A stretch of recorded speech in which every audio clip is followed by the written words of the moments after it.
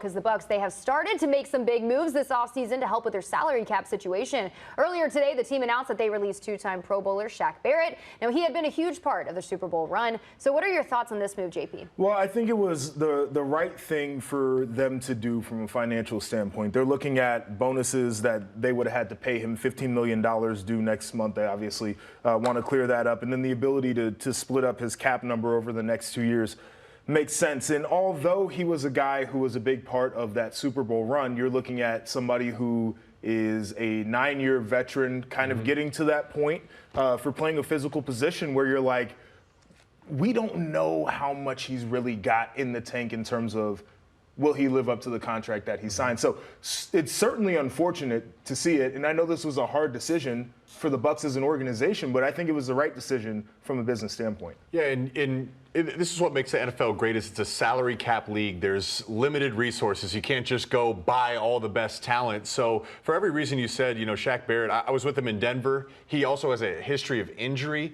So you understand that and say, hey, maybe it's time for us to move on because they have a lot of contracts that they have to consider, whether it's Baker Mayfield, Mike Evans, Whitfield Jr., all those guys, they're going to have to find a way to pay him to keep the talent on the roster. Well, there was a lot of criticism. You mentioned that he's injury prone. He had tore his Achilles in 2022, and a lot of people were saying he wasn't living up to those expectations. He wasn't the same guy in 2023. Not saying that he can't get there because we know how talented he is. He was a huge part of that Super Bowl run, but he did struggle this season. You mentioned some of the guys that they have to prioritize here. Here's a list of the free agents that they have to make some major decisions about. Baker Mayfield obviously took leadership, was a leader for this team there. Mike Evans, possibly a future Hall of Famer there. So who do they need to prioritize, would you say, JP? If it's up to me, I'm looking at Antoine Winfield Jr., and I'm saying that's a piece that I need to have back on this defense. He was second in sacks on the team, playing in the secondary. He was second in tackles. He led the team in interceptions. He had a lot of production, some game-changing plays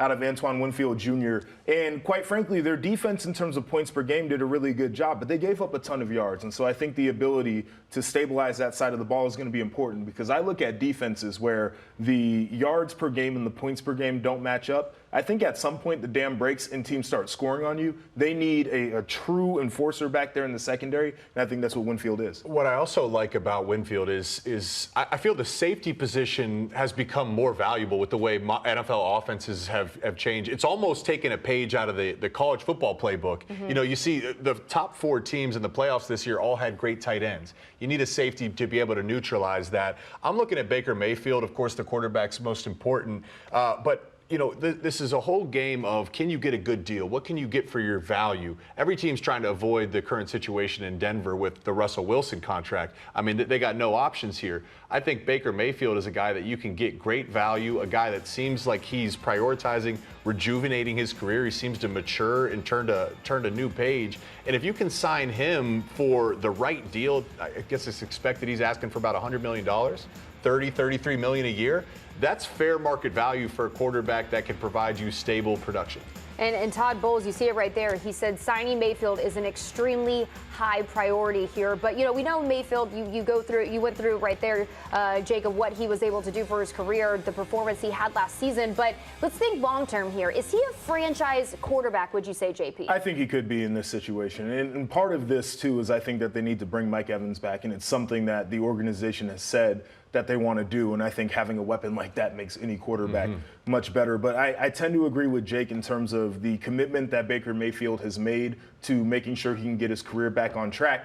And I think his skill set is what the NFL is thriving off of a little bit right now. Like, he's got that gunslinger in him, and he's a guy who's not afraid to pull the ball down and run when you need to catch a play. Like, the things that offenses are doing to be successful, I think it's in Baker Mayfield's DNA. He just has to make sure he continues to clean up some of the errors that he's had in the past. I think we have a bit of revisionist history, too, because Baker was really successful in Cleveland before the injury. He took them places. Took them to the playoffs. Yeah. There was a couple plays that they could have gone even further.